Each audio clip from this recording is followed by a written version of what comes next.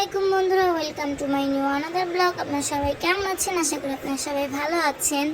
তো আজকে চলুন আপনাদের সাথে আজকে নতুন আরেকটা ভিডিও নিয়ে হাজির হয়ে গেলাম। তো আমরা সেদিনকার কী করলাম আর কী মজা করলাম সেগুলো তো আপনারা দেখলেনই। তারপরের দিন আমরা কী করলাম সেগুলো দেখবেন।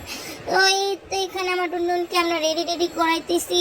তো রেডি করিয়ে আমি আর আমার নানু আর টুনটুন মিলে একটু বাইরে যাচ্ছি, একটু কাজ ছিল স্বপ্নতে, এই কারণে এখানে যাচ্ছি।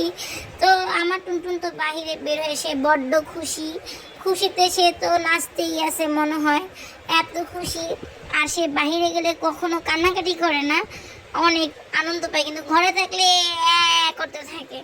তো আমরা স্বপ্নের কাছাকাছি এসে পড়েছি, যে স্বপ্নতে এসে আমরা কিছু কেনাকাটা করে নিলাম, করে তাকে কোলে নিয়ে হাঁটা যাচ্ছে না, তারপর একটু তাকে ইয়াতে বসায় তো যা যা কেনাকাটা করে আসার পর এই যে এসে পড়েছি। এসে যে আমার শাকিল মেয়ে তার আরেক নানি শাশুড়ির সাথে কথা বলতেছে। এখানে আমার নানি অনেক মজা করে অনেকদিন পর তার হাতে রান্না খেলাম। খাওয়ার দেওয়ার পরে এখানে বাবা আর মেয়ে তো ভিডিও দেখতেছে, আর আমরা সবাই রেস্ট করতেছি। রেস্ট করে এখানে আমার খালামণি তার নাতিনকে নিয়ে অনেক আনন্দে বসে গল্প করতেছে আমাদের সবার সাথে।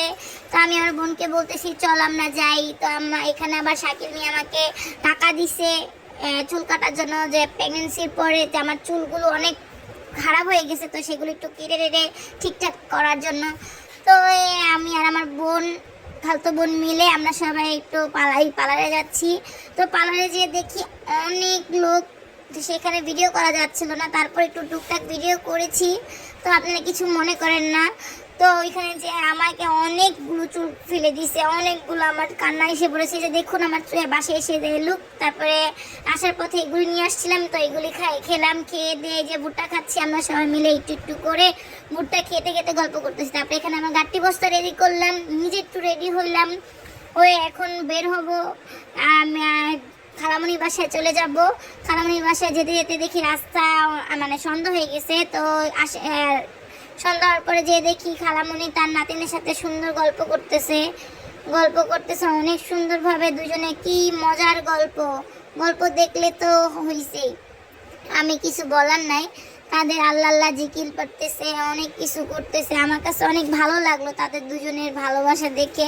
আল্লাহ তাদের দুজনের ভালোবাসা সবসময় রাখুক, আল্লাহ আমার বাচ্চাটাকেও অনেক ভালো রাখুক। সব আমার বাচ্চাটার জন্য একটু দোয়া করবেন। এই যে এখানে তারা জিকির পাঠতেছে, তাদের জিকির আর শেষ হচ্ছে না। তো আমি বলতেছি তোমাদের জিকির পাড়া শেষ হলে আমাদের একটু খাবার দাও, আমাদের পেটে ক্ষুধা লাগছে। তো বলতেছে যে আমার নাতিন ঘুমায় নেই, তারপরে তোদের খাবার দিব, এগুলি বলতেছে।